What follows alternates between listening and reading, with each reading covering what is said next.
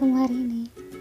Semoga kita semua sehat selalu ya, dan dalam lindungan Tuhan Yang Maha Kuasa. Jumpa lagi dengan pelajaran Bahasa Indonesia hari ini bersama dengan Bu Pesta. Oke, kali ini pembahasan kita masih tetap mengenai teks laporan hasil observasi. Kita akan membahas mengenai cara merangkum dan menyajikan teks laporan hasil observasi. Dengan kompetensi dasar 4.8, menyajikan rangkuman teks laporan hasil observasi yang berupa buku pengetahuan yang dibaca atau diperdengarkan. Tujuan pembelajaran kita hari ini adalah kalian diharapkan mampu menulis dan menyajikan teks laporan hasil observasi dari hasil pengamatan. Sebelum kita mulai, kita bermain dulu yuk.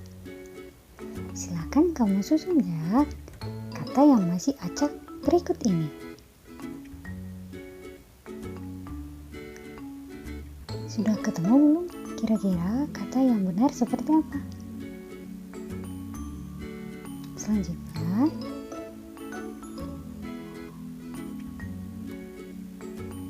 sudah ketemu jawabannya?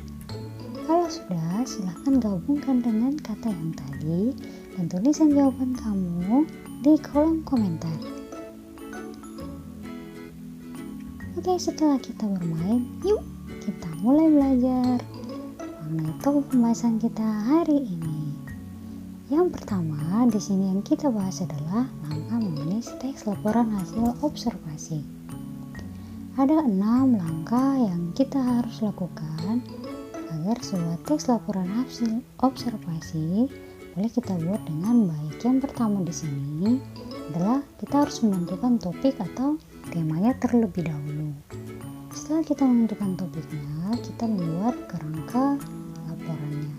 Kemudian menentukan informasi yang diperlukan, menata informasi dan hasil rangkuman menjadi teks laporan hasil observasi, menata informasi sesuai struktur teks laporan hasil observasi, dan langkah yang terakhir memvariasikan kalimat dan pengembangan paragraf pada teks laporan hasil observasi. Yuk, mari kita bahas satu persatu. Yang pertama adalah menentukan topik atau tema.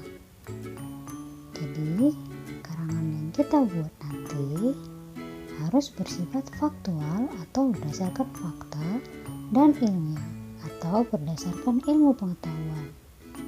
Jadi, bagaimana caranya agar kita bisa memperoleh fakta-fakta tersebut? Kita boleh mencari sumber rujukan atau yang disebut sebagai sumber informasi. Boleh dari internet atau buku pengetahuan mengenai tumbuhan, hewan, fenomena alam sekitar, objek buatan manusia, dan lain-lain. Setelah itu, langkah kedua adalah menyusun kerangka laporan, yaitu mempertimbangkan hal apa saja yang akan dilaporkan berkaitan dengan objek atau peristiwa tertentu. Yang ditulis dalam kerangka laporan antara lain yang pertama, pembukaan atau jenis klasifikasi objek. Yang kedua, deskripsi atau karakteristik objek. Yang ketiga, tempat dan waktu, habitat dan pertumbuhannya. Yang keempat, manfaat atau perilaku objek. Yang kelima, simpulan atau komentar akhir. Kemudian di sini ada contoh kerangka laporan dari contoh teks laporan hasil observasi yang berjudul kucing, di mana yang pertama di sini adalah yang mau kita jelaskan nanti dalam tulisan kita, penampilan atau ciri-ciri fisik kucing, habitat kucing, perilaku atau cara bergerak kucing itu seperti apa, kemudian makanan apa yang biasa dimakan oleh kucing. Itu harus kita data, nanti kita cari fakta-faktanya lewat sumber rujukan yang boleh kita cari dari internet atau buku-buku pengetahuan lain. Kemudian yang ketiga, menentukan informasi yang diperlukan.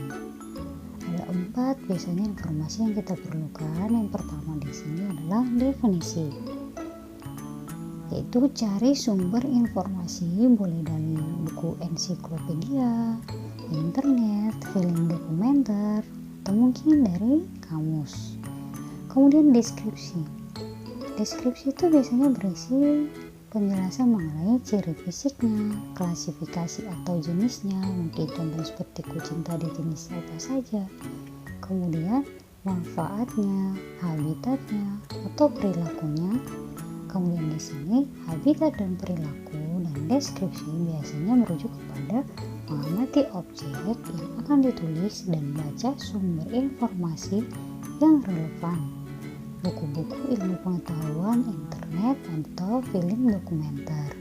Mungkin kamu biasa menonton seperti National Geographic atau Discovery Channel. Di sana banyak fakta-fakta tentang flora dan fauna yang bisa kamu temukan.